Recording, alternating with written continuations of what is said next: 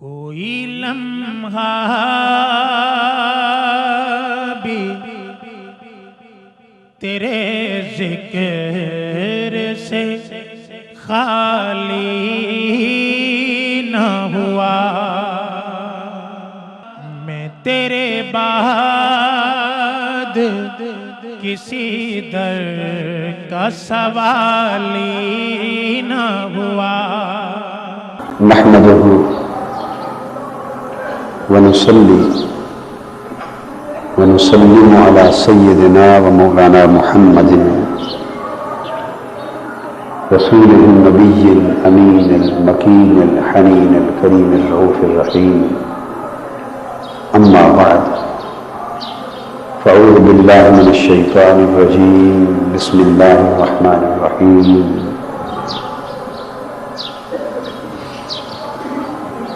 کاف ہا یا عین صاد، ذکر رحمت ربک عبدہ زکریا، صدق اللہ مولانا العظیم۔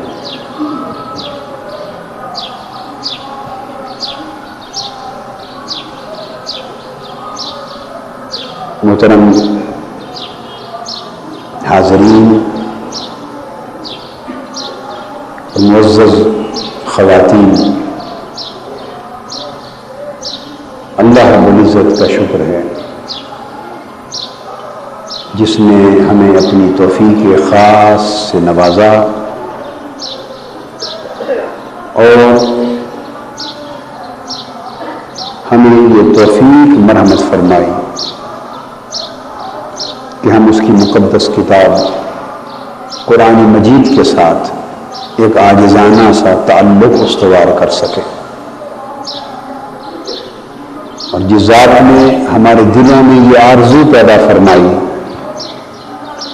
کہ ہم قرآن مجید کے چشمہ ہدایت سے کچھ روشنی حاصل کر سکیں اور قرآن مجید کے منبع فیض و برکت سے کچھ خیرات پا سکیں۔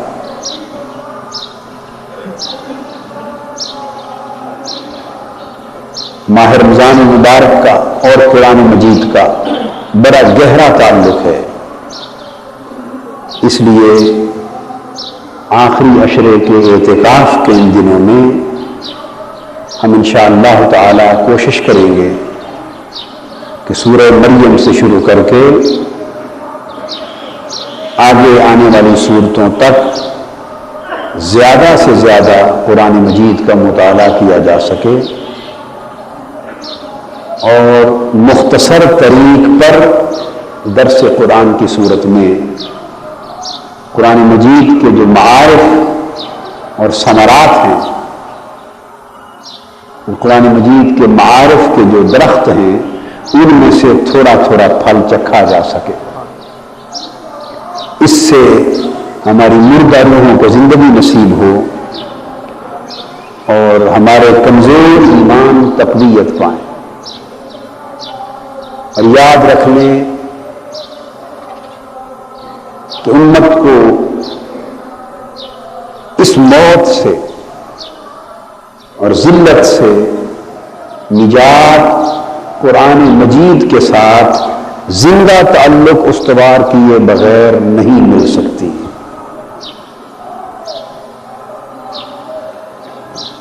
یہ ایک عاجزانہ سی کوشش ہے کہ ہمارے دلوں میں اور ذہنوں میں ایسے دروس کے ذریعے قرآن مجید کے ساتھ اپنے تعلق کو پھر سے زندہ کرنے کا ایک داعیہ اور ایک خواہش پیدا ہو جائے، اور وہ خواہش ہماری زندگیوں میں عملی حقیقت کا روپ دھار لے۔ آج بحمد اللہ تعالی سورہ مریم سے ہمارے بیان کا آغاز ہو رہا ہے۔ اللہ تبارک و تعالی نے اس مبارک سورت کو حروف مقطعات سے شروع فرمایا، کاف ہا یا عین صاد۔ یہ حروف رحمت ہیں۔ میں نے عرض کیا کہ میں ہر آیت کے تحت مختصر بات کروں گا، اشارات دوں گا، مفہوم آپ کو منتقل ہو جائے گا، تفصیل میں نہیں جائیں گے، لہذا آپ کو اپنے فہم اور اپنے اخذ کرنے اور سمجھنے کی جو صلاحیت ہے اخذ و فہم کی، اس کو زیادہ تیز کر کے پوری توجہ اور انہماک کے ساتھ بیٹھنا ہوگا۔ جن کے پاس قلم اور کاغذ ہیں وہ ان نکات کو لکھتے جائیں، اور جو اتفاق سے قلم اور کاغذ اپنے پاس نہیں رکھتے وہ کوشش کریں کہ دل و دماغ کی تختیوں پر یہ حروف نقش ہوتے ہیں، یہ ان کی یاداشت بنتی چلی جائے۔ کاف ہا یا عین صاد، یہ حروف رحمت ہیں، بلکہ ان میں اللہ پاک کی رحمت کا چشمہ ہے، اور طالبان رحمت اکثر ان حروف کا ورد کرتے، ان حروف کا ورد کرتے، اور بہت سے اولیاء کرام کے وظائف میں یہ حروف شامل رہے کہ ان کی مدد سے اللہ رب العزت کی رحمت کا دروازہ کھلتا ہے۔ دوسری آیت میں فرمایا ذکر رحمت ربک عبدہ زکریا، یہ آپ کے پروردگار کی رحمت کا بیان ہے جو اس نے اپنے برگزیدہ بندے زکریا پر کی تھی۔ اس میں یہ آیت کریمہ ذکر سے شروع ہو رہی ہے اور اشارہ اس امر کی طرف ہے کہ بندے کو چاہیے کہ وہ اپنے اوپر اور اپنے دل پر اللہ کے ذکر کا دروازہ کھولے رکھے، اللہ کے ذکر کا دروازہ کھولے، چونکہ اللہ کے ذکر کے سوا کوئی کام نہیں بنتا، اور ذکر الہی کے بغیر کسی نعمت کا راستہ نصیب نہیں ہوتا۔ پھر فرمایا ذکر رحمت ربک عبدہ زکریا، ذکر الہی سے اللہ کی رحمت کا دروازہ کھلتا ہے، اور حضرت زکریا علیہ السلام کا ذکر اللہ پاک نے یوں فرمایا کہ اس نے اپنے بندے پر جو رحمت کی، زکریا علیہ السلام کو اس آیت کریمہ میں نبی کہہ کر یاد نہیں فرمایا بلکہ اپنا بندہ کہہ کر یاد فرمایا۔ اشارہ اس امر کی طرف ہے کہ اپنی عبدیت پر زور دینا چاہیے اور اللہ تعالی سے تعلق بندگی کو اور تعلق عبدیت کو ہر شے پر فوقیت دینی چاہیے۔ انسان عالم بھی ہوگا، عامل بھی ہوگا، مجاہد بھی ہوگا، سخی بھی ہوگا، کریم بھی ہوگا، مالدار بھی ہوگا، منفق بھی ہوگا، قائم باللیل بھی ہوگا، اس کے اندر ہزارہ خوبیاں اللہ کی نعمتیں ہوں گی، مگر انسانی زندگی کا حسن اس میں ہے کہ ساری خوبیاں بعد میں، مگر ہر حال میں اسے یہ دھیان رہے کہ میں اللہ کا بندہ ہوں۔ یہ بندگی اور عبدیت کی نسبت ہے، اس پر اس کا دھیان قائم رہے۔ ہم اس دھیان کو جب بھول جاتے ہیں تو راستے سے بھٹک جاتے ہیں، پھر تکبر اندر داخل ہونے لگتا ہے، گھمنڈ آنے لگتا ہے، ساری خرابیاں اندر داخل ہو جاتی ہیں اس وقت جب بندگی اور عبدیت کا شعور ختم ہو جاتا ہے۔ سو ساری خیر اس میں ہے کہ ہم خود کو اللہ کا بندہ سمجھتے رہیں اور اللہ کا بندہ بننے پر ہر وقت محنت کرتے رہیں۔ پھر فرمایا تیسری آیت میں اذ نادى ربه نداء خفيا، یہ رحمت کب ہوئی؟ اس وقت ہوئی جب انہوں نے اپنے رب کو دبی آواز کے ساتھ بلایا، دبی آواز کے ساتھ پکارا۔ اس وقت رحمت ہو گئی۔ یہاں اس امر کی طرف اشارہ ہے کہ حضور الہی میں حسن ادب کے ساتھ کلام کرنا چاہیے۔ یہ بڑی اونچی بارگاہ ہے، اس میں جب کلام کریں اور اللہ کو پکاریں تو ادب کا لحاظ رہنا چاہیے، اور یہ ڈر رہنا چاہیے کہ کہیں میرا مولا مجھ سے ناراض نہ ہو جائے۔ نداء خفیہ میں ایک نقطہ یہ بھی سمجھایا گیا ہے کہ رب اور بندے کے درمیان کچھ راز ہوتے ہیں، اللہ اور اس کے بندے کے درمیان کچھ راز ہوتے ہیں، اور ان رازوں کا بیان خفتگی اور آہستگی کے ساتھ ہوتا ہے۔ جیسے جو دو دوست آپس میں راز کی بات خفیہ طریقے سے کرتے، آہستگی سے کرتے ہیں، سرگوشی سے کرتے ہیں راز کی بات، چونکہ اس بات سے کسی غیر کو تو غرض نہیں ہوتی، دوست کی بات ہوتی ہے، دوست کے لیے ہوتی ہے، اس کی بات دوست کی سمجھ میں آ جاتی ہے۔ میں اللہ اور بندوں کے درمیان بھی کچھ ایسے راز ہوتے ہیں جنہیں وہ آہستگی سے ایک دوسرے کو منتقل کرتے ہیں، مگر یہ تعلق اور یہ راز تبھی سمجھ میں آتے ہیں کہ جب بندہ صاحب دل ہو جائے، چونکہ ان رازوں کا محل اور محبت دل ہے، اور دل ہی مردہ ہو اور پتھروں کی طرح سخت ہوں تو پھر نہ رازوں کی خبر اور نہ آہستگی سے انہیں منتقل کرنے کی خبر۔ رموز سر دل بے دل چدا، جنہیں دل ہی نصیب نہیں ہیں وہ دلوں کے راز کیا جانیں گے۔ لہذا ہمیں کوشش کرنی چاہیے کہ دل زندہ ہوں، دل عارف ہوں، دلوں کو ادراک کی، پہچاننے کی عادت ہو، اور کس کو پہچاننے کی؟ اس دوست کو پہچاننے کی، پھر راز بھی سمجھ میں آتے ہیں اور پھر وہ سرگوشی کے طریق پر منتقل بھی ہوتے۔ پھر چوتھی آیت کریمہ میں فرمایا قال رب انی وہن العزم منی واشتعل الرأس شیبا ولم اکن بدعائک رب شقیا۔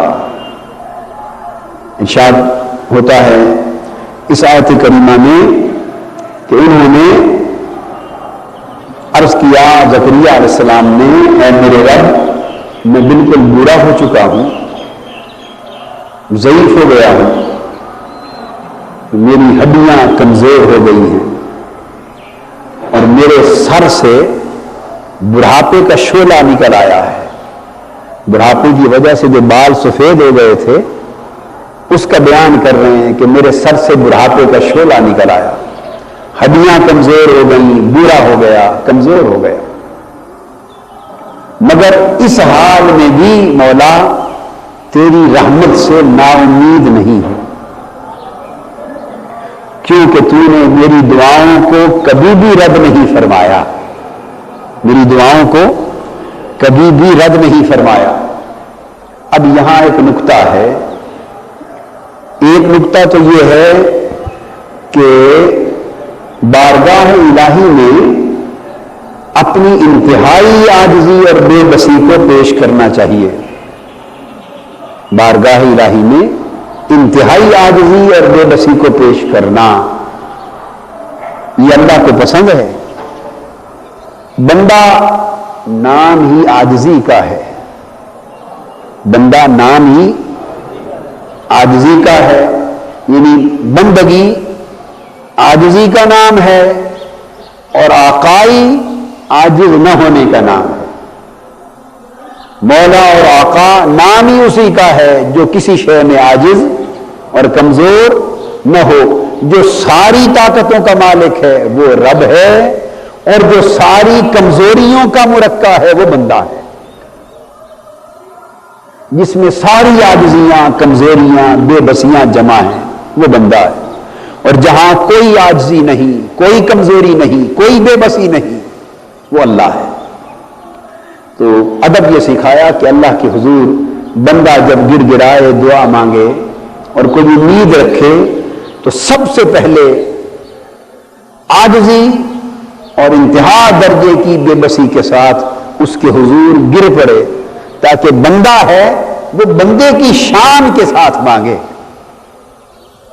وہ یوں عاجز اپنے آپ کو ظاہر کرے، بے بس ظاہر کرے، بے کس ظاہر کرے کہ اس کی زبان سے، اس کے الفاظ سے، اس کے حال سے، اس کے عمل سے یہ واضح ہو رہا ہو کہ مولا، اسے فرشتے بھی کہیں باری تعالیٰ یہ اتنی عاجزی سے اس لیے رو رہا ہے کہ اسے پتا ہے کہ اگر تو نے نہ دیا تو کہیں سے نہیں ملے گا، تو نے رد کر دیا تو میں کسی جگہ اور کسی ٹھکانے کا نہیں رہوں گا۔ اس انتہا درجے کی عاجزی کو پیش کیا جائے اور دعا بطریق الہا کی جائے، اس میں گڑگڑایا جائے، بڑی بے بسی پیش کی جائے۔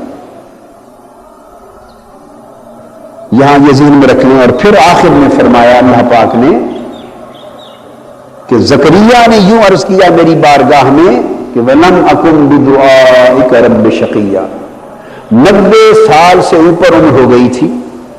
کتنی؟ 90 سال سے عمر بڑھ گئی تھی، گویا 1 صدی گزر گئی تھی، اور اللہ سے ایک نیک اور صالح بیٹا مانگتے تھے۔ یحییٰ علیہ السلام کی دعا کی، آگے اس کا سبب آ رہا ہے۔ ایک نیک اور صالح اور عارف، نیک صالح عارف بیٹا مانگتے تھے۔ عمر 90 سال سے اوپر گزر گئی تھی، مگر ابھی تک اس نعمت سے جولی بھری نہیں تھی، ابھی تک اس نعمت سے جھولی بھری نہیں تھی۔ اب آپ اندازہ کر لیں کہ یوں سمجھ لیں کہ 1 صدی کے قریب زمانہ بیت گیا مانگتے مانگتے، مگر ظاہراً جو مانگا وہ ابھی ملا نہیں۔ تو 100 سال کے قریب اگر زمانہ بیت جائے، اتنی مدت بیت جائے، ایک شے مانگتے مانگتے اور وہ ابھی ظاہراً ملی بھی نہ ہو، اور تب بھی بندہ یوں کہے کہ مولا میں تیری رحمت سے اس لیے مایوس نہیں کہ تو نے میری دعا کو کبھی رد کیا ہی نہیں ہے۔ سبحان اللہ، آپ سمجھ گئے بات؟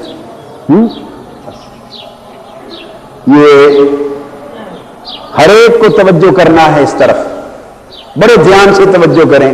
ہم 1 2 4 مہینے کوئی دعا مانگ لیں اور پوری نہ ہو تو مایوس ہو جاتے، 6 ماہ سال محنت کر لیں، دعا مانگ لیں، پوری نہ ہو تو مایوس ہو جاتے۔ ابھی میں سمجھانے کے لیے آپ کو ایک واقعہ بتا رہا ہوں۔ آپ ہی کے بھائیوں میں سے ایک بھائی ہے، آپ کے بھائیوں میں سے ایک بھائی ہے، اس نے خواہش کی کہ حضور صلی اللہ علیہ وسلم کی زیارت نصیب ہو جائے، آقا کا دیدار نصیب ہو جائے۔ اب اس کے لیے وہ محنت کر رہا ہے، وظیفہ پڑھ رہا ہے، کچھ عرصہ گزرا ہے، اب اس نے مجھے غصے سے بھرا ہوا خط لکھا۔ کیا؟ غصے سے بھرا ہوا خط لکھا کہ اتنے مہینے یا اتنا عرصہ گزر گیا ہے وظیفہ پڑھتے محنت کرتے، ابھی تک حضور کی زیارت نہیں ہوئی۔ وہ خط کیا تھا؟ وہ میرے خلاف ایک اعلان بغاوت تھا۔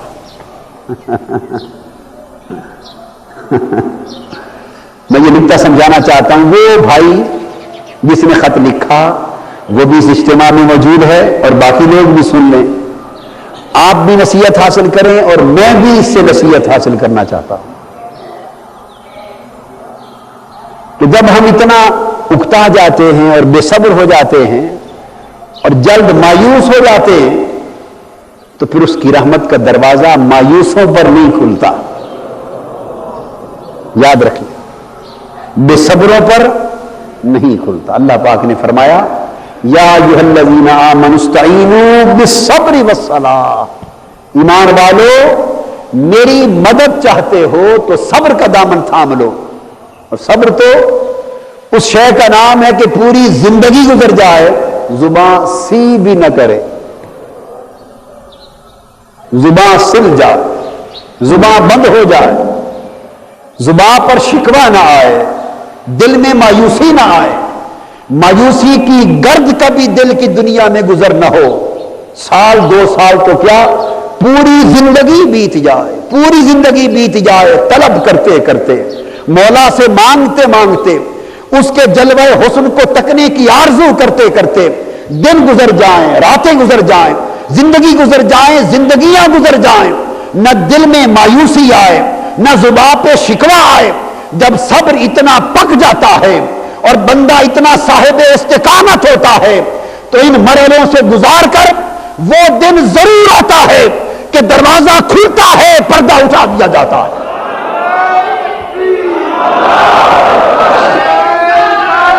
اے اللہ کے بندو, مایوس نہ ہونا, وہ لمحہ ضرور آتا ہے, وہ لمحہ ضرور آتا ہے, وہ وقت ضرور آتا ہے. دروازہ کھٹکھٹاتے رہو, ندا دیتے رہو, اس محبوب کی سمت تکتے رہو, مایوس نہ ہونا. آواز دینا تمہارا کام ہے, یہ نہ دیکھو کہ اندر سے جواب کب آئے گا. یہیں ندا دیتے رہو, دیتے رہو. وہ لمحہ آئے گا کہ اندر سے پوچھا جائے گا کیا مانگتے ہو. اگر صبر پکا ہوا, استقامت کا دامن تھامے ہوا, اس نے دیکھا کہ مایوسی نہیں بندے میں, اس نے دیکھا کہ بندے میں بے صبری نہیں, تو پھر ان مرحلوں سے گزار کر وہ لمحہ آ جاتا ہے جب حسن مطلق اپنا نقاب پلٹ لیتا ہے اور فرماتا ہے لے بندے, جو تو مانگتا تھا وہ بھی لے اور جو نہیں مانگا وہ بھی لے. مگر ہم تو بے صبر ہو جاتے. تو یہ آیت کریمہ بتا رہی ہے کہ عمر 90 سال بیت گئی, بیٹا نہیں ملا, اور عرض کر رہے ہیں مولا میں اس لیے مایوس نہیں کہ تجھ سے جو مانگا ہے تو نے دیا ہے, تو نے کبھی میری دعا کو لوٹایا ہی نہیں. سبحان اللہ. تھوڑے اس خیال میں ڈوب جائیں نا, ایک لمحے کے لیے ڈوبیں, آنکھیں بند کریں, ڈوب جائیں, غور کریں اس حال کی طرف کہ 90 سال بیت گئے. آنکھیں بند رکھیں, سنیں, 90 سال بیت گئے. اللہ سے ایک سال بیٹا مانگ رہے ہیں, ابھی تک بیٹا نہیں ملا, اور عرض کیا کرتے ہیں مولا میں اس لیے مایوس نہیں تیری رحمت سے کہ تو نے میری پوری زندگی میں جو مانگا ہے کبھی رد کیا ہی نہیں, جو مانگا ہے عطا کیا ہے. تو جب اتنا صبر, اتنا شکر, اتنی استقامت بندے میں آتی ہے تو پھر بے موسم پھل نصیب ہوتے ہیں. بس آنکھیں کھول لیں اور آنکھیں کھول کے رہیں, آنکھیں کھول کے رہیں, ان چیزوں پہ نگاہ رکھیں, بے موسم پھل نصیب ہوتے ہیں. مگر ہمارے جیسوں کو نہیں کہ ہم کمزور لوگ ہیں, ہم کمزور لوگ ہیں, بے صبر لوگ ہیں, جلدی شکوہ کرنے لگ جاتے ہیں. میں آپ کو ایک پہلے بھی ایک دو بار ایک واقعہ سنایا, وہ لطیفہ ہے. لطیفہ میرے بچپن کے زمانے میں ہمارے ملنے والے ایک صاحب تھے, عمر ان کی زیادہ تھی مگر میں پرانے زمانے کی بات بتا رہا ہوں. انہوں نے مولانا صاحب سے, اس مسجد کی خطیب سے ایک روز مسئلہ سنا. انہوں نے کسی بزرگ کے حوالے سے کوئی قول بیان کر دیا ہوگا, کوئی مسئلہ شرعی تو نہیں ہے, کسی بزرگ کا قول بیان کر دیا ہوگا وہ خطیب صاحب نے کہ جو آدمی 40 دن مسلسل نماز تہجد پڑھے, صبح غسل کرنے کے بعد اٹھے غسل کرے اور غسل کر کے پھر وضو اور نماز تہجد پڑھے مسلسل 40 دن, اسے حضور علیہ الصلوۃ والسلام کی زیارت نصیب ہوتی. خطیب صاحب نے یہ مسئلہ بیان کیا, وہ جن کا میں ذکر کر رہا ہوں اس صاحب نے یہ سن لیا. انہوں نے سردیوں کے دن تھے, یخ پانی ہوتا تھا, ہیٹر تو نہیں تھے اس زمانے میں, تو ٹھنڈے پانی سے نہا کے تہجد پڑھنا شروع کر دی. 40 دن کیا 2, 2.5, 3 مہینے گزر گئے. وہ جوتیاں سیتے تھے, جوتیوں کا کام کرتے تھے. مولانا صاحب ایک روز ان کی دکان کے سامنے سے گزرے, انہوں نے اپنے اوزار رکھے اور دوڑ کر مولوی صاحب کو پکڑ لیا. یا مولوی جی تجھے مروا دیتا میں نے, کچے مسئلے نہیں بیان کرنے چاہیے, تسی مسئلہ بیان کیتا تو ذرا روزانہ نہاتے تھے، نماز تہجد پڑھے، 40 دن مسلسل حضور کی زیارت نصیب ہوتی. میں ٹھنڈے پانی آج 3 مہینے ہو گئے نہا کے مر گیا، میں تو کوئی زیارت نہیں ہوئی. ہوں دسو کہنے لگے علاج تو تھوڑا ہے، تمہیں ٹبکی دیتی جائے ٹھنڈے برف والے پانی.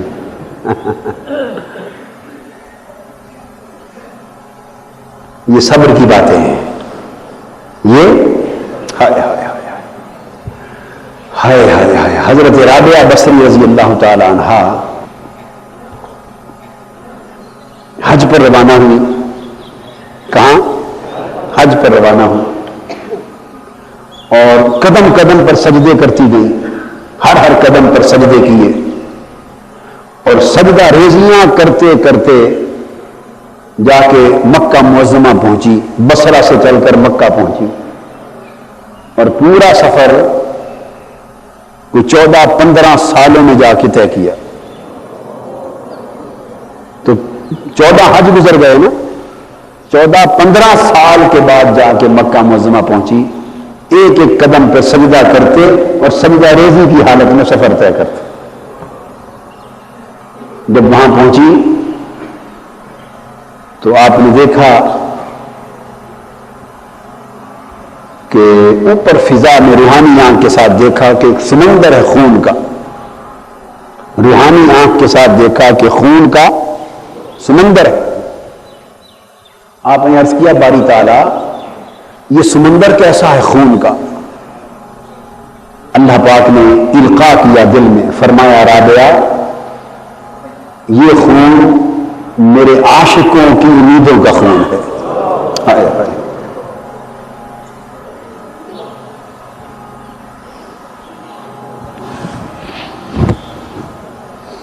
میرے وہ عاشق بندے جو مجھ سے ایک امید رکھتے ہیں اور اس میں ساری زندگی گزار دیتے ہیں عشق میں، اور زندگی بھی ختم ہو جاتی ہے مگر امید بھی پوری نہیں ہوتی، اور ان کی وہ امید اس امید کا خون ہو جاتا ہے، تب جا کے وہ عشق میں ثابت قدم ہوتے. تو میرے ایسے ہزاروں لاکھوں عاشقوں کی امیدیں خون ہو کر سمندر میں بدل گئی. یہ سمندر تمہیں عاشقوں کی امیدوں کے خون کا دکھایا. عرض کیا باری تعالیٰ وہ جو حال اور تجلی تو انہیں عطا کرتا ہے وہ تھوڑی سی مجھے بھی عطا کر دے. میں بھی تو 15 سال سجدے کرتے کرتے یہ سفر طے کر کے آئی ہوں، اس حال کی ایک جھلک ایک تجلی مجھے بھی عطا کر دے. فرمایا رابعہ پھر تیاری کر، وہ تھوڑی سی تجلی تجھے دکھاتے ہیں. حضرت رابعہ بصری رضی اللہ تعالیٰ عنہ تیار ہوئی، اسی لمحے ان کو نسوانی حالت طاری ہو گئی. عورتوں پر جو ماہانہ نسوانی حالت آتی ہے اور جس میں ان کا جسم پاک نہیں رہتا، وہ حالت طاری ہو گئی اور وہ تجلی پھر پردے میں چلی گئی. اور حکم ہوا رابعہ اب پلٹ جا. اور اللہ پاک نے فرمایا کہ رابعہ یہ ان عاشقوں کا حال تمہیں دکھایا ہے، تجلی بعد میں دکھائیں گے، تجلی بعد میں دکھائیں گے، ابھی عاشقوں کا حال دکھایا ہے کہ 15 سال سجدے کرتے کرتے تو یہاں پہنچی اور ایک تجلی کی خاطر، اور جب وہ تجلی بھی دیکھنے کا وقت آیا تو اس میں بھی درمیان میں پردہ حائل ہو گیا. اس پردے میں تمہیں وہ تجلی بھی دیکھنے نہ دی. یہ ہے ان عاشقوں کا حال. اس مرتبہ یہ حال دیکھ لے، اگلی بار تجلی دکھائیں گے. پلٹ گئے. اللہ اکبر. اشارہ اس امر کی طرف ہے کہ صبر اور اس میں استقامت یہ بہت بڑی فضیلت ہے. اس پر محنت کرنی چاہیے، دلوں کو شکوہ سے پاک کرنا چاہیے اور اللہ کی طرف سے ہر حال میں صبر اور استقامت ہونی چاہیے. پھر ارشاد ہوتا ہے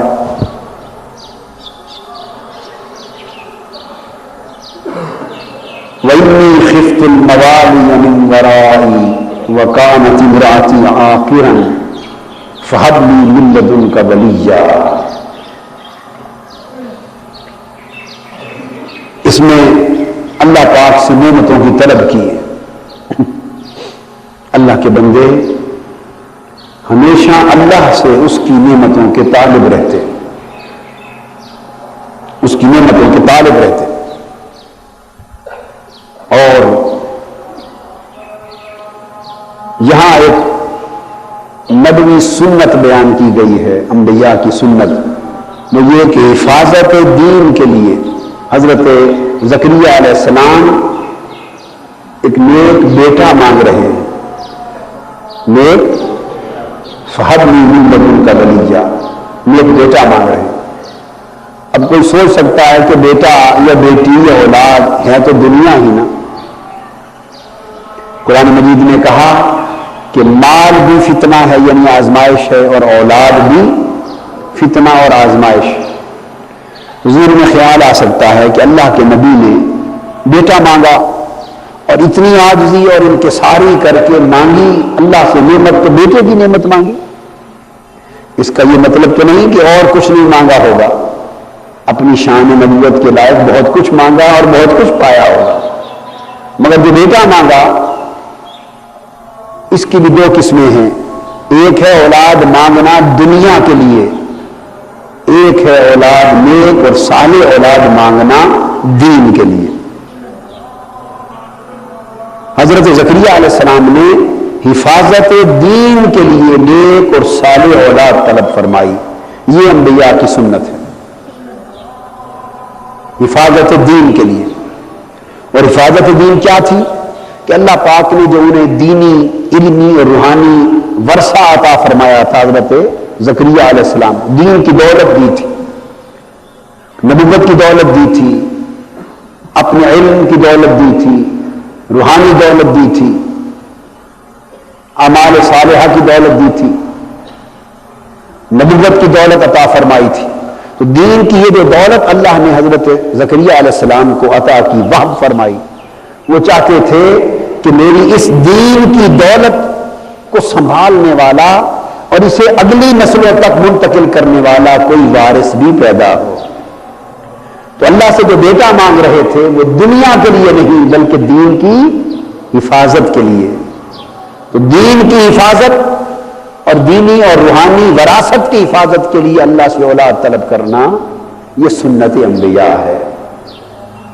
اور مقصد یہ کہ اللہ نے جو نعمت مجھے عطا کی ہے یہ میری زندگی میں ہی ختم نہ ہو جائے، بلکہ اللہ کی عطا کردہ اس دین کی اور ہدایت کی نعمت سے اگلی نسلیں بھی فائدہ پہنچائیں اور اس نعمت کو دوام اور تسلسل نصیب ہو.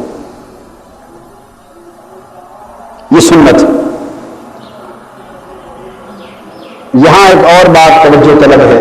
آپ پہلے فرماتے ہیں انی خفت الموالی من ورائی، میرے جو قرابت والے ہیں میں ان سے ڈرتا ہوں.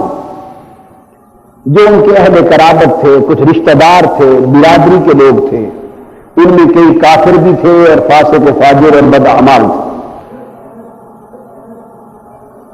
حضرت زکریا علیہ السلام فرماتے کہ میری برادری کے لوگ اور میرے رشتہ دار اور اہل خاندان اور ارد گرد قرابت والے جو لوگ ہیں مولا وہ اس اہل نہیں، وہ اس اہل نہیں، وہ بداعمال ہیں، وہ اس وراثت کو سنبھال نہیں سکتے، وہ تیری اس عظیم دولت کے اہل نہیں ہے کہ اسے سنبھالیں اور اسے آگے منتقل کریں. اس لیے میں چاہتا ہوں کہ مولا مجھے صالح بیٹا عطا کر. اور بیوی میری بوڑھی ہو چکی ہے، ضعیف ہے، اس سے بیٹے کی توقع نہیں. اسباب جواب دے چکے ہیں، اب دھیان صرف مسبب کی طرف ہے. یہاں ایک بات اور معلوم ہوئی کہ ضروری نہیں کہ کوئی نبی ہے اور کوئی ولی ہے تو اس کی نبوت اور ولایت کی وجہ سے اس کا سارا خاندان ولیوں کا خاندان بن جائے. ایک صالح ہے، اس کے سارے قرابت والے صالح بن جائیں، رشتہ دار اس کے صالح بن جائیں، نیک ہو جائیں، متقی ہو جائیں اور اس کی وجہ سے سارے کے سارے اہل ہو جائیں، ایسی بات ضروری نہیں۔ یہ بھی ہمارے معاشرے میں کم علمی اور جہالت کی وجہ سے یہ بات تبہم کے درجے میں آ گئی ہے۔ ہم سمجھتے ہیں کہ اگر کوئی ولی ہوا تو اس کے اہل خاندان، اس کی اولاد، اس کے بہن بھائی، رشتہ دار، اہل قرابت، چونکہ یہ ولی ہے تو وہ بھی ولی ہونے چاہیے، یا کم سے کم سب کے سب صالح، متقی اور پرہیزگار تو ضرور ہونے چاہیے۔ بات بھی نہیں، یہ ولایت، یہ تقویٰ، یہ ہدایت، یہ صالحیت، یہ ایمان سب اللہ کی دین ہے، سب اللہ کی دین ہے، یہ اللہ کی نعمت ہے، وہب الہی ہے، عطا خاص ہے، اللہ جس کو چاہے عطا فرما دے۔ حضرت نوح علیہ السلام اللہ کے برگزیدہ پیغمبر ہیں، مگر ان کا بیٹا خود کافر ہے، ایمان نہیں لایا اور ان کی آنکھوں کے سامنے کافروں کے ساتھ غرق ہو گیا۔ حضرت لوط علیہ السلام جلیل القدر پیغمبر ہیں، عمر بھر ان کی صحبت، معیت اور زوجیت میں رہنے والی بیوی، عمر بھر صحبت میں رہنے والی بیوی، پھر بیوی سے زیادہ قریب کون ہوتا ہے؟ وہ کافر رہی، ایمان نہیں لائی، جب اللہ کا عذاب آیا تو تباہ ہو گئی۔ اللہ کا عذاب آیا، تباہ ہو گئی۔ سو یہ بات ہمیشہ ذہن نشین کر لیں، حضور صلی اللہ علیہ وآلہ وسلم کا پورا خاندان قریش کا، جن کو توفیق نصیب ہوئی وہ ایمان لے آئے، اور انہی میں سے بہت سے لوگ کافر اور مشرک رہے اور حضور علیہ السلام کی اور دین کے دشمن رہے، اور آخر وقت تک دین اسلام کے خلاف رکاوٹیں کھڑے کرتے رہے۔ ہدایت اللہ کی دین، ولایت اللہ کی دین ہے، نیکی، تقوی، صالحیت سب اللہ کی دین ہے، اعمال صالح اللہ کی دین ہے۔ یہ وجہ ہے کہ اپنی اولاد کی صالحیت کے لیے اللہ والے لوگ اللہ سے دعائیں مانگتے ہیں۔ سیدنا ابراہیم علیہ السلام نے دعا کی، رب اجعلنی مقیم الصلاۃ ومن ذریتی، اے اللہ مجھے اپنی نماز قائم کرنے والا بنا اور میری اولاد کو بھی اپنی نماز قائم کرنے والا بنا۔ اللہ کے حضور دعائیں مانگتے رہے کہ مولا جو ہدایت، جو نعمت، جو دولت مجھے عطا کی ہے، میری اولاد کو بھی اس قابل بنا کہ وہ اس ہدایت اور اس دولت اور نعمت کو سنبھال سکے، میرے اہل قرابت کو بھی اس کا اہل بنا۔ اس لیے اللہ پاک نے حکم فرمایا، قوا انفسکم واہلیکم نارا، لوگوں خود بھی دوزخ سے بچو اور اپنے اہل عیال کو یعنی بیوی بچوں کو بھی دوزخ سے بچانے پر محنت کرو۔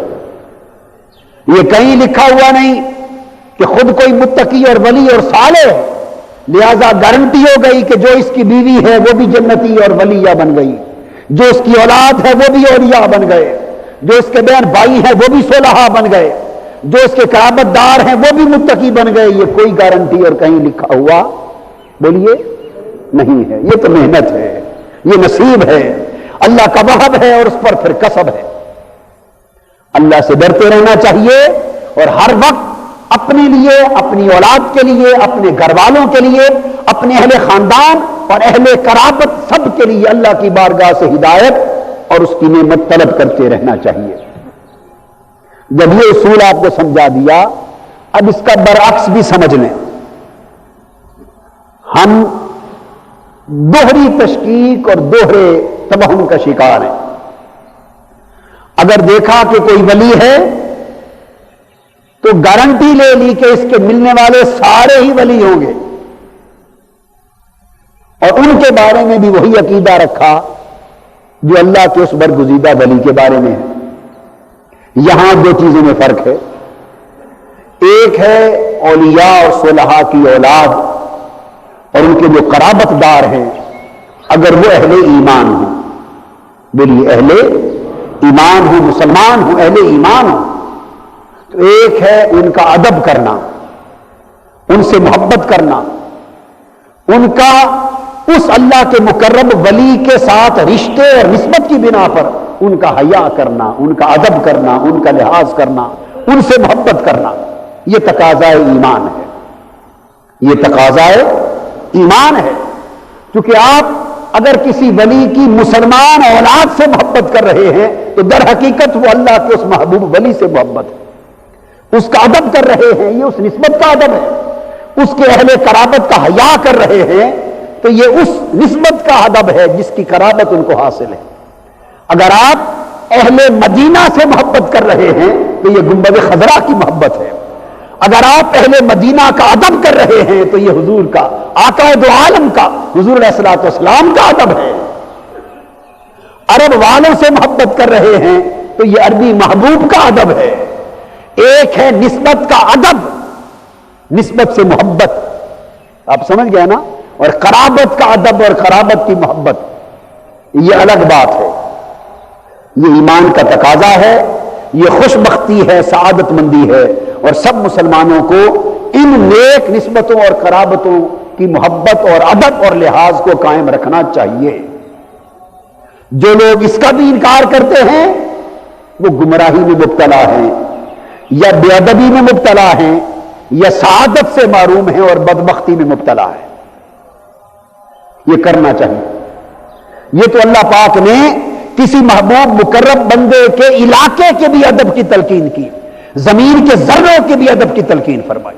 وہ بیت المقدس جہاں سیدنا ابراہیم علیہ السلام کا مزار ہے اور دیگر انبیاء علیہ السلام کی مبارک قبریں ہیں، بیت المقدس کی اس سرزمین کو جہاں اللہ کا گھر ہے، بیت المقدس ہے، قبلہ اول ہے، ان مبارک نسبتوں کی بنا پر اللہ پاک نے اس پورے علاقے کو فرمایا سبحان الذی اسری بعبدہ لیلا من المسجد الحرام الی المسجد الاقصی الذی بارکنا حولہ، وہ مسجد اقصی جس کے ارد گرد کے ماحول کو ہم نے مبارک بنا دیا ہے، ماحول کو مبارک بنا دیا۔ حالانکہ ماحول تو ایک جیسا ہی ہوتا ہے، ایک جیسی ہوا، ایک جیسی آکسیجن، ایک جیسی کاربن ڈائی آکسائڈ، ایک جیسی باقی گیسیں، ایک جیسی گرد، ایک جیسی غبار۔ ماحول تو ہر ہوا کا، ہر علاقے کا ایک جیسا ہوتا ہے، سوائے اس کے کہ کوئی صحت افزا مقام ہے تو صحت افزا ماحول ہوگا۔ ماحول میں فی نفس ہی، ماحول میں فی نفس ہی کوئی فضیلت نہیں ہوتی۔ ہاں جو ہوائیں اللہ کے مقرب بندوں کی جگہوں سے مس ہوتی ہیں وہ ہوائیں بھی بابرکت ہو جاتی ہیں۔ زمین کے جو ذرے اللہ کے ولی کے قدموں سے مس ہوتے ہیں وہ خاک کے ذرے ہو کر بھی آسمانوں سے بلند ہو جاتے ہیں۔ وہ پتھر،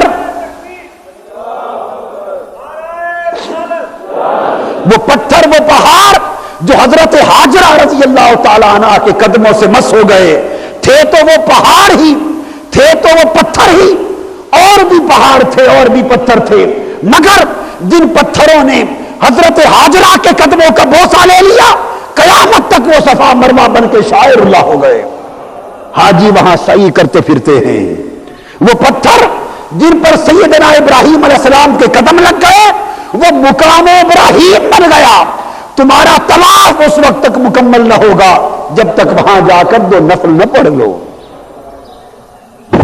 جو پانی اللہ کے برگزیدہ نبی کے مبارک قدموں کے تصدق سے چشمہ بن کے نکل پڑا، کائنات کے سارے پانی پیچھے رہ گئے، وہ آب زمزم بن گیا۔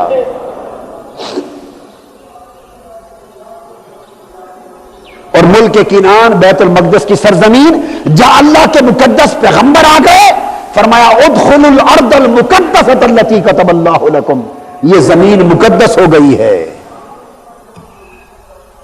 تو جہاں اللہ کا کوئی برگزیدہ ولی ہو، برگزیدہ نبی ہو، یوں تو وہ شہر بھی شریف ہو جاتا ہے۔ اس لیے کہتے ہیں بغداد شریف، اس لیے کہتے ہیں، کوئی کہتا ہے اجمیر شریف۔ حاجی امداد اللہ مہاجر مکی رحمۃ اللہ علیہ بزرگ گزرے، انہوں نے ایک مسئلہ اور لطیفہ بیان فرمایا، مسئلہ بیان کیا اور بطریق لطیفہ۔ وہ فرماتے ہیں حاجی امداد اللہ مہاجر مکی رحمۃ اللہ علیہ، اور بہت سے علماء دیوبند ان کے مرید ہیں، مولانا رشید احمد گنگوہی بھی ان کے مرید ہیں، مولانا قاسم نانوتوی بھی ان کے مرید ہیں، مولانا اشرف علی تھانوی بھی ان کے مرید ہیں، علماء دیوبند بھی ان کے مرید ہیں، اور حضرت پیر میر علی شاہ صاحب رحمۃ اللہ انہیں بھی ان سے خلافت ہے۔ یعنی اہل سنت سب مکاتب فکر کے بڑے بڑے اکابر ان سے تلمذ یا ان سے ان کو نسبت ارادت ہے، بڑے بزرگ ہو گزرے، حاجی امداد اللہ مہاجر مکی رحمۃ اللہ، ان کا مزار جنت المالا میں ہے، مکہ معظمہ میں۔ اب تو مٹا دیا گیا، سن 63 میں جب بچپن میں اپنے والدین ماجدین کے ساتھ گیا تھا اس وقت نشان موجود تھا، ہم نے حاضری دی تھی۔ حاجی امداد اللہ مہاجر مکی فرماتے ہیں کہ ایک شخص میرے پاس آیا، مجلس میں بیٹھا تھا، کسی نے نام لیا اجمیر شریف، کیا؟ اجمیر شریف، تو وہ ایک صاحب بھڑک اٹھے، ناراض ہو گئے، اس نے کہا اجمیر اجمیر ہے، وہ شریف کیسے ہو گیا؟ وہاں تو کافر رہتے ہیں، مشرک رہتے ہیں، ہندو رہتے ہیں، کتے اور سور پھرتے ہیں وہاں گلیوں میں، نجس ہیں، کافر مشرک، ہندوؤں کا وطن ہے، علاقہ ہے، تو لاکھوں کی تعداد میں کافر رہتے ہیں، تو شریف پورا اجمیر شریف کیسے بن گیا؟ حاجی امداد اللہ مہاجر مکی رحمۃ اللہ علیہ فرماتے ہیں میں نے اسے خاموش کیا اور میں نے پوچھا آپ کے مزاج شریف کیسے ہیں؟ اس نے کہا اللہ کا شکر ہے اچھے۔ فرمایا آپ کا مزاج شریف کیسے ہو گیا؟ فرماتے ہیں میں نے کہا مزاج ہی ہے نا، مزاج ہی ہے، شریف تو نہیں۔ تو اگر آپ کا مزاج شریف ہو جائے تو آپ کو اعتراض نہیں، تو حضرت خواجہ اجمیر کے قدموں سے اجمیر کی بستی شریف ہو جائے تو پھر اعتراض کیوں ہے؟ بے شک لاکھوں کافر رہتے ہیں مگر ایک معین الدین اجمیری بھی تو رہتا ہے۔ اللہ کی شان یہ ہے کہ جہاں اس کا محبوب ولی رہتا ہے وہاں وہ دشمنوں کو نہیں دیکھتا، دوست کو دیکھتا ہے، وہاں کافروں کی وجہ سے اس زمین کا مقدر نہیں بناتا، اپنے ولی کی وجہ سے زمین کا مقدس بنا دیتا ہے، یہ اس کی شان کریمی ہے۔ تو یہ تو ایک نقطہ ہے کہ رہ گیا نسبت کا ادب، لحاظ، محبت، یہ تو تقاضا ایمان ہے۔ مگر میں دوسری بات کرنا چاہتا ہوں، ہم لوگوں نے گڈ کر دیا ہے، کیا مسئلوں میں خلط ملط کر دیا ہے۔ ہم ادب، تکریم، محبت اور لحاظ کو ولایت کے عقیدے میں بدل دیتے۔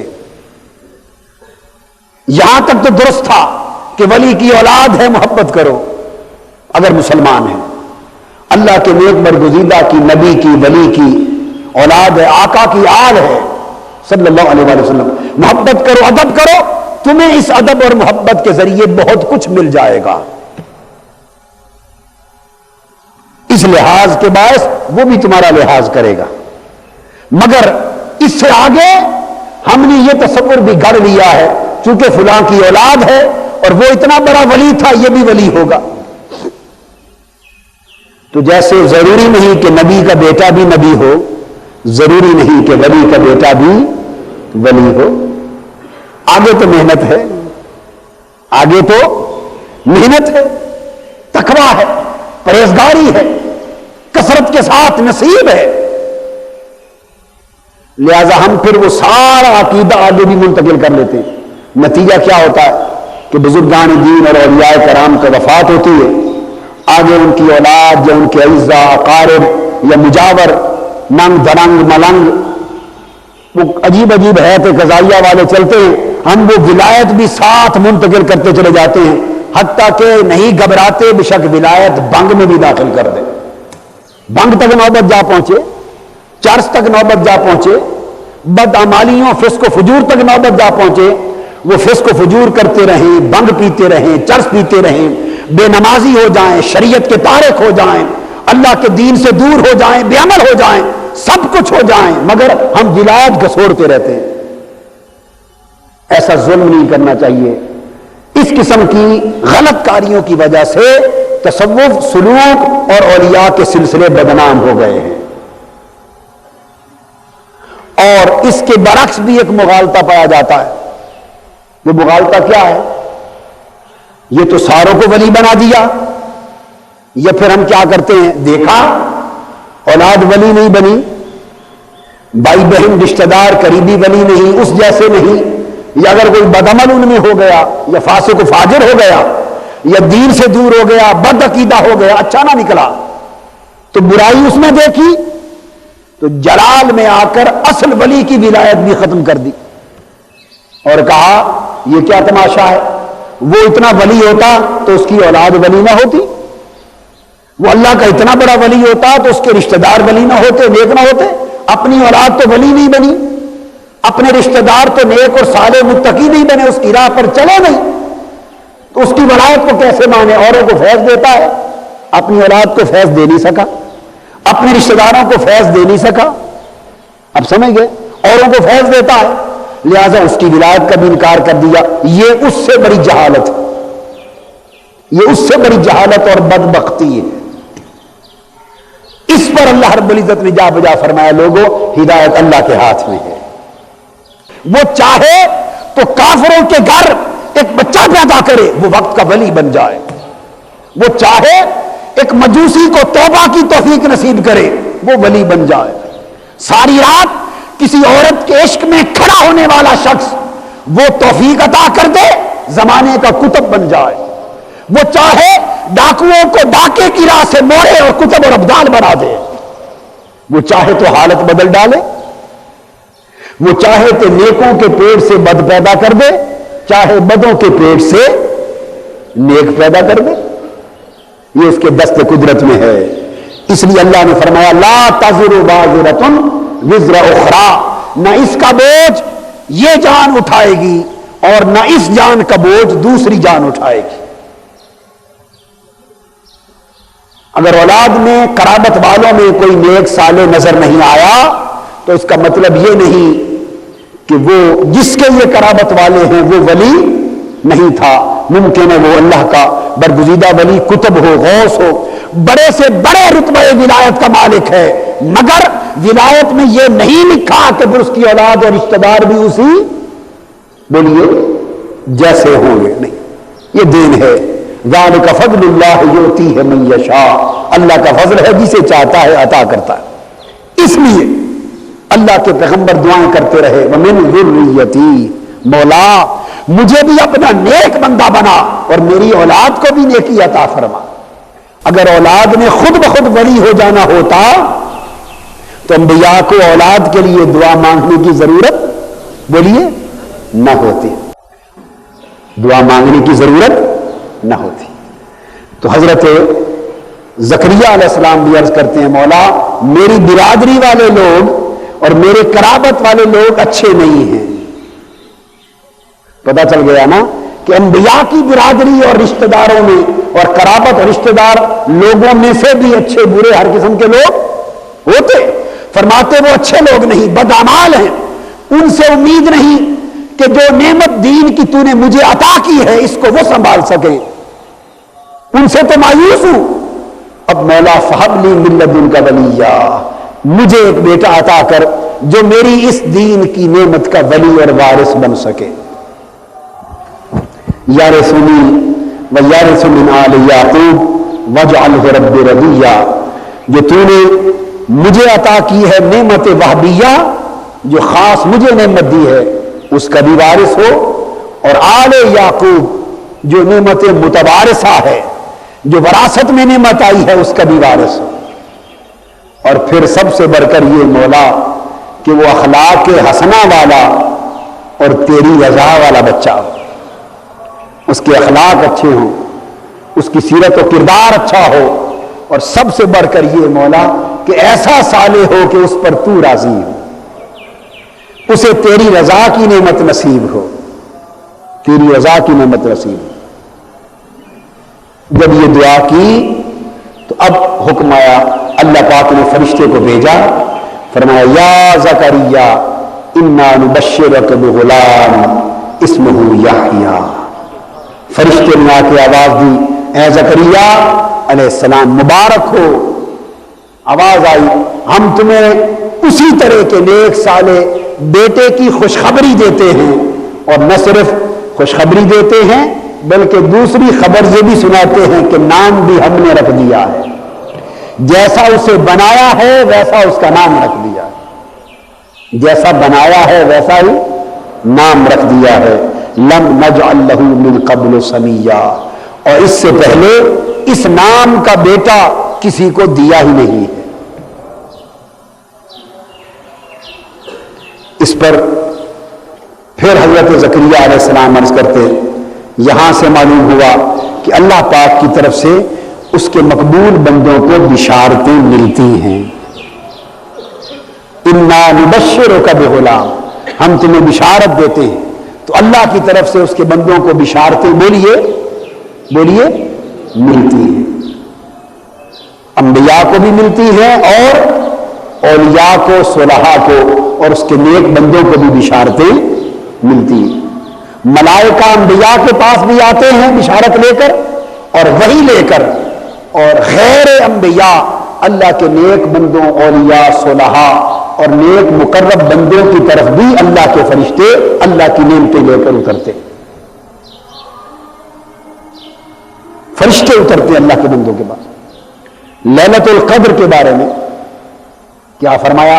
ساری رات اللہ کے فرشتے بندوں کی طرف اترتے ہیں، ملائکہ اترتے ہیں، جبرائیل امین بھی آتے ہیں. اور حدیث ہے، نص صریح ہے کہ حتیٰ کہ جس شخص کو لیلۃ القدر کی گھڑی مل جائے، اس لمحے سیدنا جبرائیل امین اللہ کے اس بندے کے ساتھ مصافحہ فرماتے ہیں. اور مصافحہ کی علامت یہ ہے کہ اس کے رونگٹے کھڑے ہو جاتے ہیں، آنکھیں چھلک پڑتی ہیں اور اس کے اوپر ایک عجیب رقت کی کیفیت طاری ہو جاتی ہے. تو ملائکہ کا نزول ہوتا ہے. یہاں سیدنا زکریا علیہ السلام نے پھر عرض کیا، قال رب انا یکون لی غلام وکانت امراتی عاقرا وقد بلغت من الکبر عتیا. اب دھیان اسباب کی طرف چلا گیا اور حیرت میں مبتلا ہو گئے. انعامات و آیات الہیہ میں غور و فکر کرنا، جب اسباب کی طرف بندے کا دھیان جاتا ہے تو حیرت اور استعجاب پیدا ہوتا ہے. اسباب کی طرف توجہ کرنے سے حیرت اور تعجب پیدا ہوتا ہے. یہ باتیں اس لیے قرآن مجید بتا رہا ہے کہ اسباب کی طرف دھیان کرنا عام لوگوں کا شیوا نہیں، بلکہ اللہ کے برگزیدہ بندوں کا بھی دھیان ہوتا رہا. یہ فطری تقاضے ہیں. بولیے، یہ فطری تقاضے. ہم نے من گھڑت معیار بنا لیے. اسباب کی طرف کسی کا دھیان گیا تو سمجھا کہ یہ تو کوئی ولی نہیں، یہ تو نبی کی شان ہی نہیں، یہ تو ولی کی شان ہی نہیں، اللہ کے بندوں کا یہ کام ہی نہیں اسباب کی طرف دھیان کرنا. اور قرآن بتا رہا ہے جب بیٹے کی نعمت عطا ہونے کا فرمان آیا، حضرت زکریا علیہ السلام کا دھیان فوراً اسباب کی طرف چلا گیا. اسباب کی طرف عرض کیا، مولا تیرا فرمان تو بچا، مگر سبب تو میری بیوی ہی ہے نا، سبب تو میری بیوی ہی ہے اور وہ بانجھ ہو چکی ہے، بچے پیدا کرنے کی عمر سے گزر گئی ہے، بانجھ ہو گئی ہے. تو جب اس سے بیٹا پیدا ہی نہیں ہو سکتا تو مولا میری تو سمجھ میں نہیں آ رہا کیسے پیدا ہوگا. اللہ کے نبی ہیں. دھیان اسباب کی طرف چلا گیا. جب اسباب کی طرف دھیان گیا تو حیرت اور تعجب میں مبتلا ہو گئے. گویا اسباب کی طرف دھیان چلا جانا نہ نبوت کے منافی ہے اور نہ ولایت کے منافی. یہ باتیں اس لیے آپ کو سمجھا رہا ہوں کہ بالعموم ہمارے علماء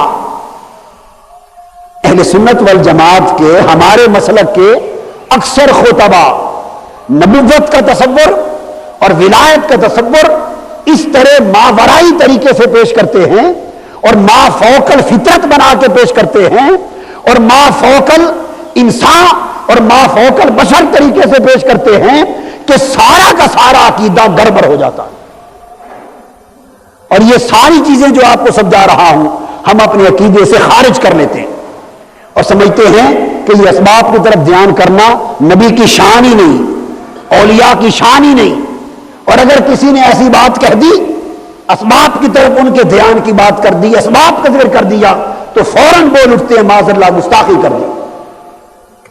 بڑا وہ اسباب کے محتاج ہیں، وہ نبی وہ ولی اسباب کے محتاج ہیں، اسباب کی طرف محتاجی بیان کر دی. ہم سمجھتے ہیں گستاخی کر دی. یہ فقط ایک جہالت ہے. علماء نے اپنی ذمہ داری الا ماشاء اللہ اکثر علماء اور خطباء نااہل لوگ جو اپنی ذمہ داری پوری نہیں کر رہے اور دین کا صحیح تصور امت کے سامنے نہیں دے رہے اور عوام الناس کے سامنے عقائد اور دینی تصورات کا صحیح چہرہ نہیں رکھ رہے, وہ گمراہی اور جہالت میں مبتلا رہتے ہیں. اور جب کوئی تصور سے ہٹ کر بات ان کے سامنے آتی ہے یا ان کا عقیدہ متزلزل ہو جاتا ہے, بہک جاتے ہیں, یہ سمجھتے ہیں گستاخی ہو گئی, بداعتقادی ہو گئی. وجہ کیا ہے کہ تصور انہیں صحیح بتایا نہیں گیا. تصور صحیح بولیے بتایا نہیں گیا. میں آپ کو چھوٹی سی مثال ہی دے دیتا ہوں حالیہ اپنی تحریک منہاج القرآن کی تاریخ کی. پہلے ذہن میں نہیں تھا, یہ نقطہ بیان کرتے وقت ذہن میں نہیں تھا, بالکل اسی لمحے یہ خیال اس طرف آ گیا. ایک شاندار مثال ہے آپ کو دیتا ہوں. آپ کو یاد ہے بشارات والی یہ کیسٹ, آپ لوگوں کی مہربانی آپ نے عام کر دی اور نااہلوں کے ہاتھوں تک جا پہنچی اور وہی معاملہ ہو گیا جیسے حضرت میاں محمد نے فرمایا کہ مٹھی کھیر محمد بخشا کتنا اگے دھرنی, خاصاں دیگر آما اگے نہیں مناسب کرنی, مٹھی کھیر محمد بخشا کتنا اگے دھرنی. بات کسی خاص پیرائے میں صرف اہل ایقان اور اہل محبت کے لیے کی تھی اور آپ کے لیے کی تھی, مگر آپ کی بادشاہی کہ اسے نااہلوں تک پہنچا بیٹھے. اور وہ تو اس ذوق کے لوگ ہی نہ تھے, اس میدان کے لوگ ہی نہ تھے. رموز سر دل بے دل چدانت, جن کے دل مردہ ہیں وہ دلوں کا حال کیا جانے, وہ بشارات کیا جانے, وہ عنایات کیا جانے. ایک اندھے کو کیا خبر کے سامنے کیا حسن موجود ہے.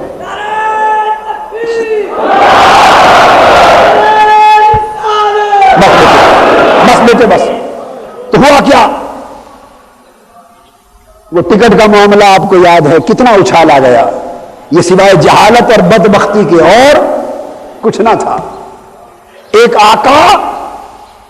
آقا اپنے نوکر کو حکم دیتا ہے, اور یہ عالم اسباب کی بات ہے, عالم اسباب کی بات ہے کہ میں نے سفر کرنا ہے اور اس کے سارے انتظامات تمہیں حکم دیتا ہوں, تم چونکہ نوکر ہو غلام ہو, تمہاری ڈیوٹی ہے بندوبست کرو, تمہاری ڈیوٹی ہے بندوبست کرو. تو جب اسباب کی چیزیں نوکروں کے سپرد کرتے ہیں تو کیا معاذ اللہ مالک اور آقا نوکر کا محتاج بن گیا؟ نہیں, اس کے تو کروڑ نوکر ہیں, وہ چاہے تو اسباب کے بغیر سفر کر لیں, چاہے اسباب پر سفر کریں, مگر عالم اسباب ہے. وہ کسی نوکر کو حکم دیں تو اس کی خوش بختی ہے, وہ تو بڑے اونچے ہیں, وہ تو بڑے اونچے ہیں. اب اسباب کی بات ہے, نااہلوں کو اتنی بات کی سمجھ نہیں, چونکہ تصور موجود نہیں ہے. اب الزام کیا لگایا معاذ اللہ استغفر اللہ العظیم کہ حضور صلی اللہ علیہ وسلم سفر کرنے کے لیے کوئی ٹکٹوں کے محتاج ہیں, کوئی گاڑیوں کے محتاج ہیں. ارے ناداں, وہ تو کسی شے کے ہی محتاج نہیں ہیں. کس نے کہا کہ وہ محتاج ہیں؟ وہ تو نوکروں کو سعادت دے رہے ہیں, اور مراد اپنا سفر نہیں بلکہ اپنے دین کی خدمت و نوکری ہے.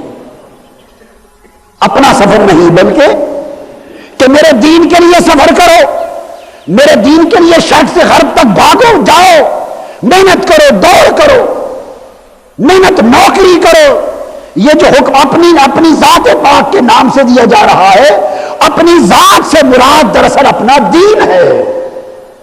میرے دین کے لیے اہتمام کرو, فکر کرو, بھاگ دوڑ کرو. اور یہ کام ہے ان کا سگوں پر, نوکروں پر, کہ دین کی نوکری کے لیے جسے منتخب کرے. اور ایک کو نہیں, وہ ہزاروں کو منتخب کرتے ہیں, اور جس کا انتخاب کرتے ہیں اسی طرح فرماتے ہوں گے. جس کا انتخاب کرتے ہیں اس سے بڑھ بڑھ کے بھی کرم فرماتے ہوں گے. کسی کی اجارہ داری نہیں ہے. اور یہ اسباب کی بات ہے. پھر خواب کی بات ہے. نہ یہ سمجھا کہ خواب ہے, حقیقت نہیں. نہ یہ سمجھا کہ اسباب کی بات ہے, ورائے اسباب دنیا نہیں. اور نہ یہ سمجھا کہ غلاموں کو حکم ہے, محتاجی نہیں. چونکہ تصور واضح نہیں، علم نہیں، شور مچا دیا۔ اب قیامت کے دن اللہ پاک فرمائیں گے، کون؟ اللہ پاک فرمائیں گے اپنے بندے کو، ایک شخص کو، اللہ پاک کا حکم ہے، حدیث پاک ہے، حدیث قدسی، اللہ فرمائے گا بندے میں بیمار تھا، تو نے آ کر میری بیمار پرسی کیوں نہ کی؟ بندہ کہے گا مولا تو بیمار ہونے سے پاک، میری کیا مجال تیری عادت کروں، تو تو اللہ ہے۔ اللہ پاک ایک سے فرمائے گا بندے میں بھوکا تھا، تو نے مجھے کھانا کیوں نہ دیا؟ بندہ کہے گا مولا تو بھوک سے پاک اور میری کیا مجال تجھے کھانا دوں؟ ایک کو فرمایا جائے گا بندے میں پیاسا تھا، تو نے مجھے پانی نہ دیا۔ بندہ عرض کرے گا مولا تو پیاس سے پاک، میری کیا مجال تجھے پانی دو؟ اب یہ حدیث پاک ہے، اگر نادانی سے سوچیں تو معاذ اللہ پھر اس سے بڑی گستاخی کوئی بنتی؟ کوئی حدیث پر گستاخی کا فتویٰ لگا دے گا کہ اللہ بندے سے پانی مانگ رہا ہے، بندے سے روٹی مانگ رہا ہے، بندے سے تیمارداری کروانا چاہتا ہے؟ ارے نادا، یہ تو خواب کی بات نہیں، یہ تو بیداری حقیقت ہے، حدیث پاک ہے اور قیامت کے دن ہوگا۔ مراد استعارہ ہے، تو خواب کی کلمات تو ہوتے ہی استعارہ ہے، ہوتے ہی استعارہ ہے۔ جو کلمات کہے جاتے ہیں مراد وہ، بولیے مراد وہ نہیں ہوتا، اس کی مراد کو سمجھا جاتا ہے، اشارہ کس طرف ہے۔ تو اللہ پاک فرمائیں گے میرے بندے تیرے پڑوس میں میرا فلاں بندہ بیمار تھا، اگر تو اس کی عیادت کے لیے چلے جاتا تو میں سمجھتا کہ تو نے میرا حال پوچھ لیا ہے۔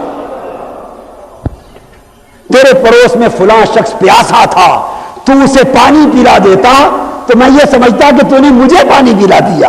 میرا بندہ بھوکا تھا، تو بھوکے کو کھانا کھلا دیتا، میں سمجھتا تو نے میرے ساتھ عمل کر دیا۔ تو عمل بندے کے ساتھ ہے، شمار اللہ کے ساتھ ہو رہا ہے۔ معاملہ بندے کے ساتھ ہے مگر شمار اللہ کی ذات کے ساتھ ہو رہا ہے۔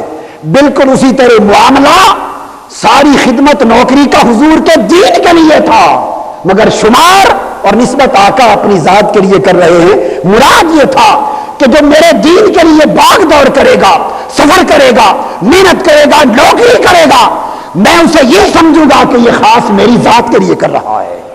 میری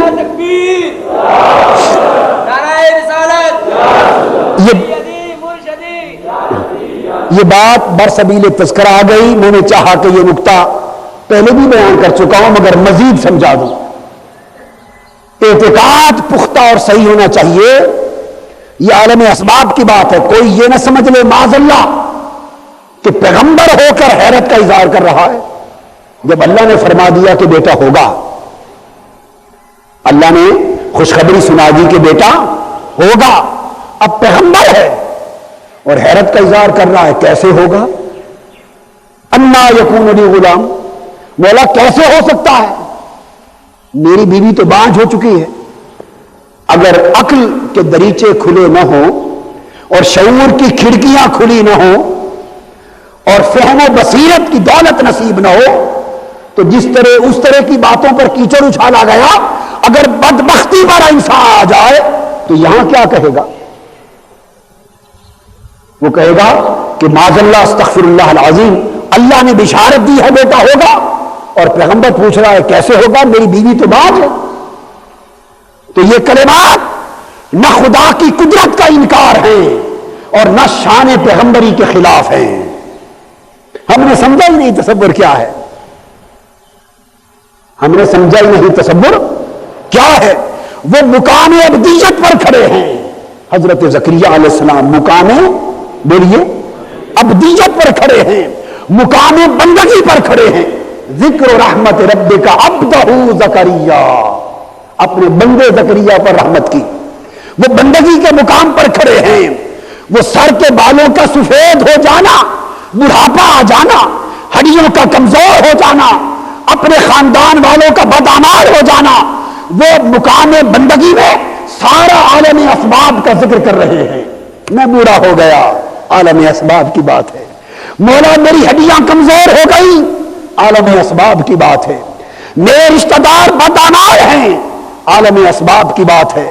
میری بیوی بانج ہو گئی، عالم اسباب کی بات ہے، دھیان اسباب کی دنیا کی طرف تھا، اور نبی کا دھیان اگر اسباب کی دنیا میں ہو اور تعجب کرے تو پیغمبری کی شان کے خلاف نہیں ہے۔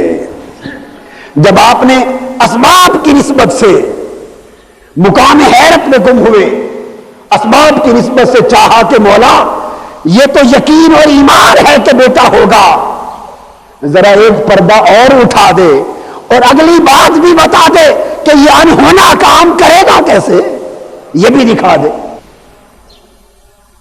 جیسے سیدنا ابراہیم علیہ السلام نے کہا کہ تو مردے زندہ کرتا ہے، اللہ پاک نے فرمایا اولم تؤمن، ابراہیم تیرا ایمان نہیں، تو نہیں مانتا؟ عرض کیا مولا مانتا ہوں، مانتا تو ہوں مگر دیکھنا چاہتا ہوں، ولکن لیطمئن قلبی، چاہتا ہوں دیکھ لوں تاکہ دل کا بھی اطمینان ہو جائے۔ یہ سوال استعجاب دیکھنے کے لیے کیا کہ مولا اگلا ہی کام بھی دے دے، تو اللہ پاک نے معلوم ہے کیا کیا؟ سبحان اللہ، بڑی تربیت کی بات ہے۔ قال كذلك قال ربك هو علي هين وقد خلقتك من قبل ولم تك شيئا۔ سوال یہ تھا کہ مولا اس عمر میں بیٹا کیسے ہوگا، بیوی تو بانج ہو گئی اور میں خود بھی بوڑھا ہو گیا، نہ میرے اندر وہ سکت اور طاقت کہ جس سے بچہ پیدا ہو، نہ میری بیوی میں وہ صلاحیت کہ بچہ پیدا کر سکے۔ دونوں طرف جواب دے چکے، دونوں طرف، مرد اور بیوی والے دونوں طرف جواب دے چکے، اب دکھا کیسے ہوگا؟ مولا کریم نے معلوم ہے کیا کیا؟ پردہ اٹھا دیا اور دھیان اسباب سے ہٹا کر اپنی ذات مسبب کی طرف کر دیا۔ فرمایا ابراہیم نہ اپنا بڑھاپا دیکھ اے زکریا، نہ اپنے بڑھاپے کی طرف دیکھ اور نہ اپنی بیوی کے باج پن کی طرف دیکھ، یہ اسباب کی دنیا ہے، ان سے نگاہ اٹھا، ذرا میری طرف دیکھ، میں عطا کروں گا۔ سبحان اللہ۔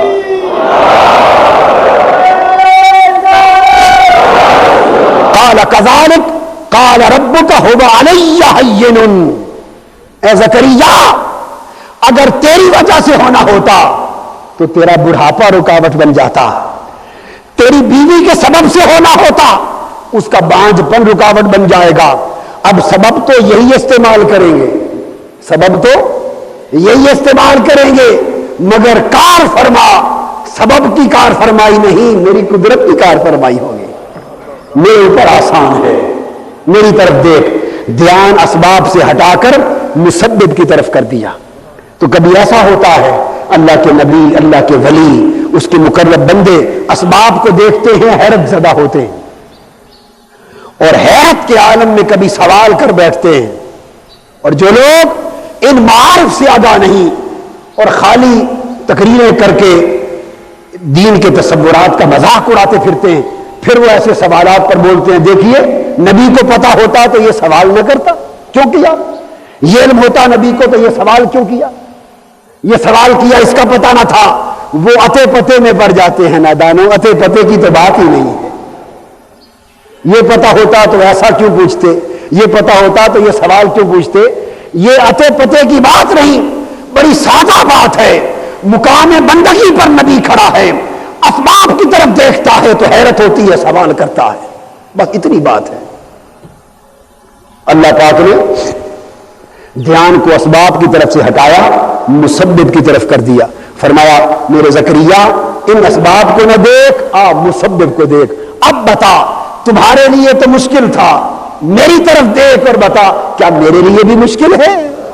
ہائے ہائے ہائے، مایوس نہ ہونا۔ ہاں ان اسباب کے لیے تو مشکل تھا، فرمایا اب اپنے رب کو دیکھ، میری طرف دیکھ، ہوا علیہ ہین، اور مجھے دیکھ اور بتا کیا میرے لیے بھی مشکل ہے؟ جواب نہیں، میرے لیے بڑا آسان ہے، میرے لیے بڑا آسان ہے۔ تم تو ہو نا زکریا، تم بھی ہو علیہ السلام، اور آپ کی زوجہ بیوی بھی ہیں، تم تو دونوں ہو، اور میں نے تو ابھی تمہارے زمانے میں عیسیٰ کو پیدا کرنا ہے، خالی ماں ہوگی باپ ہوگا ہی نہیں۔ اس کو بھی پیدا کرنا ہے. تم تو دونوں ہو. ابھی آگے دیکھ, ایک ایسا بھی آنے والا ہے جس کی فقط والدہ ہوگی, والد ہوگا بھی نہیں. اور ذرا پیچھے پلٹ کے دیکھ, میں ایک آدم بھی پیدا کر چکا ہوں جس کا نہ باپ تھا نہ ماں تھی, پھر بھی پیدا کر ڈالا.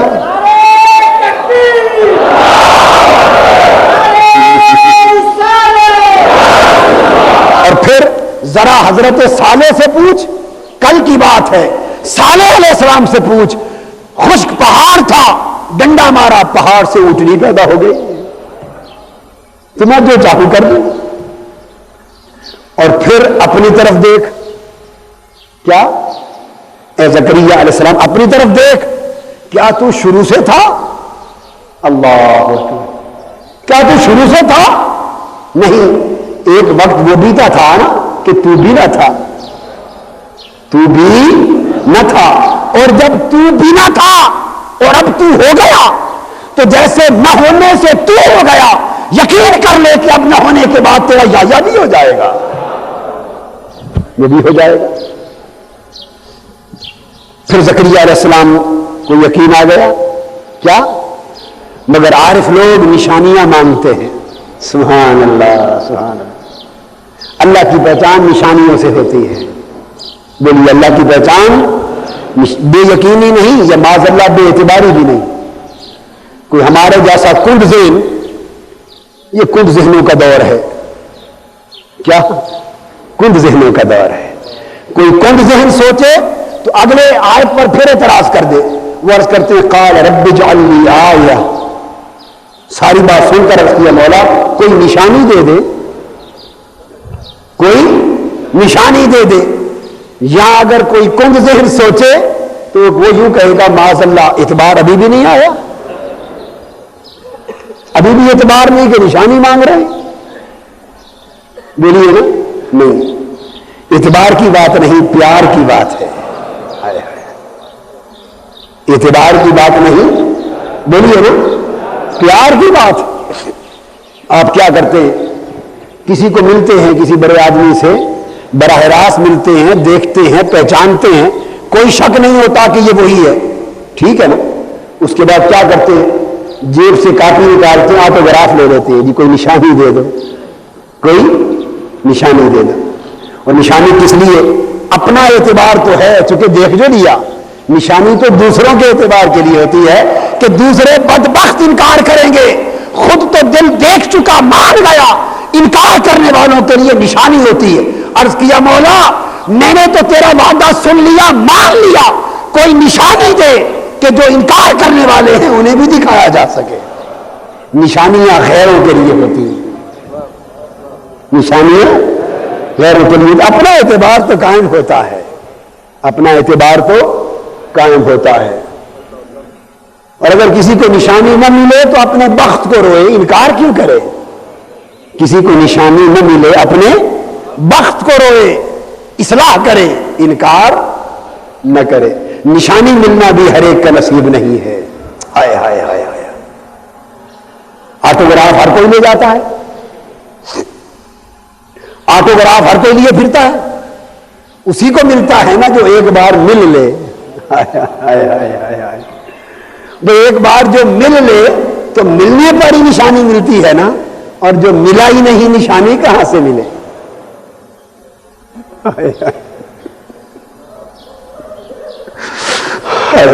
ملا ہی نہیں نشانی کہاں سے ملے؟ اور ہمارا معاملہ الٹ ہے. آج ہم نشانی بنا کے تو بیٹھے ہیں, یہ اعتکاف والے چوکھٹ پہ نشانی بنا کے تو بیٹھے ہیں, اور انتظار اس بات کا ہے مولا نشانی تو ہم بنائے بیٹھے, جھوٹی صحیح سچی صحیح, اب مل جانا تیرا کام ہے. اس نشانی سے شاید اس کا نشان مل جائے, اس نشانی سے شاید اس کا نشان مل جائے. عرض کیا مولا کوئی نشانی دے دے, ہائے ہائے, تاکہ اسے سینے سے لگائے رکھوں.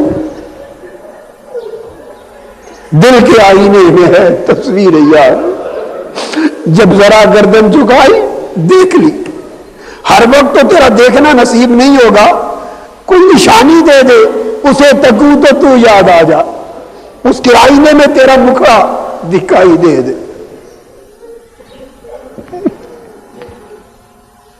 رب اجعل لی آیہ، میرے مولا کوئی نشانی دے دے۔ اللہ پاک نے فرمایا قال آیتک اللہ تکلم الناس ثلاث لیال سویا، فرمایا زکریا نشانی دیتا ہوں، نشانی یہ ہے کہ 3 راتوں تک لوگوں سے بولنا بند ہو جائے گا۔ لوگوں، اس میں 2 نشانیاں دی ہیں، بڑے دھیان سے سن لو، بات ختم کرنا چاہتا ہوں، دھیان سے سن لو۔ دیکھنے میں ایک نشانی لگتی ہے، قرآن مجید کا ترجمہ کرنے والوں نے، تفسیر کرنے والوں نے، عام طور پر علماء نے جو بیان کیا وہ کتنی نشانیاں؟ ایک، کہ بولنا 3 دن راتوں کے لیے بند کر دیا، نشانی دیکھنے میں ایک لگتی ہے، مگر میں یہ بتانا چاہتا ہوں حقیقت میں نشانیاں 2 دی ہیں، ایک دکھائی دی ہے، ایک چھپائی ہوئی دی ہے۔ فرمایا زکریا نشانی دیتا ہوں، وہ کیا؟ 3 راتوں تک تیرا بولنا بند ہو جائے گا۔ تو ایک نشانی تو خاموشی ہے، ایک نشانی تو خاموشی ہے۔ خاموشی کا مطلب یہ ہے کہ جو خاموش ہو جائیں سمجھ لو انہیں کچھ مل گیا ہے، خاموشی نشانی ہے، خاموشی نشانی، اور ہم جو بولنے والے سمجھ لو کچھ نہیں ملا، ہم جو بولنے والے سمجھ لو ابھی کچھ نہیں ملا، اور جن کو مل جاتا ہے پھر وہ خاموش ہو جاتا ہے، جن کو مل جاتا ہے پھر وہ خاموش ہو جاتے ہیں۔ چلو ملنا نہ ملنا تو قسمت سے ہے، آپ 10 دن خاموشی کی عادت تو ڈال دیں، ملنا نہ ملنا تو قسمت سے ہے۔ دوستو خاموش تو رہو، میں نے آپ کو کل رات کہا تھا کہ صرف اللہ کے ذکر اور دین کے لیے زبان کھولو، اللہ کے ذکر کے لیے اور دین کے لیے زبان کھولو، اور دنیا کی باتوں سے زبان بند کر لو۔ چلو جھوٹی سچی نشانی صحیح، مولا ہم بھی زبان بند کیے پھرتے ہیں، کچھ تو دے دے۔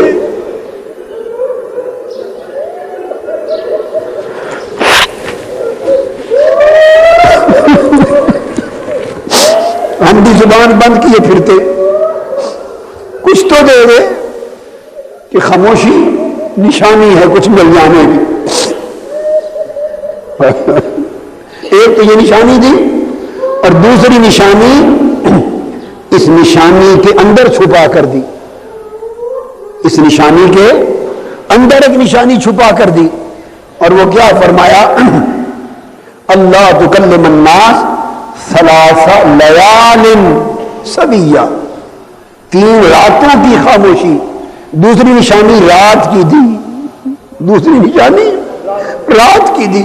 فرمایا زکریا ایک تو خاموشی سے ملتا ہوں، ایک تو خاموشی میں نعمت ملتی ہے، نعمت لینی ہے تو خاموشی اختیار کر لو، اور دوسری نشانی رات کی ہے، میں ملتا ہوں تو رات میں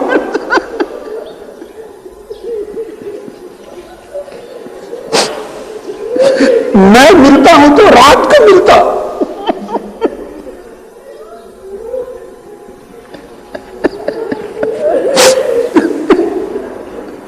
اور جب وہ ملتا ہے رات کو ہم سوئے ہوئے ہوتے،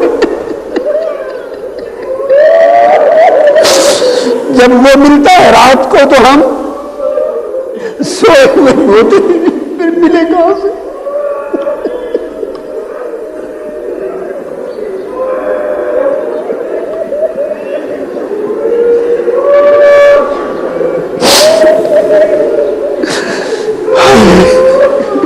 جب اس کے ملنے کا وقت ہوتا ہے رات کو تو ہم سوئے ہوئے ہوتے، وہ کہتا ہے بندے میں ملنے کے لیے تو آیا تھا، تجھے آواز دی تھی پر تو سویا ہوا تھا۔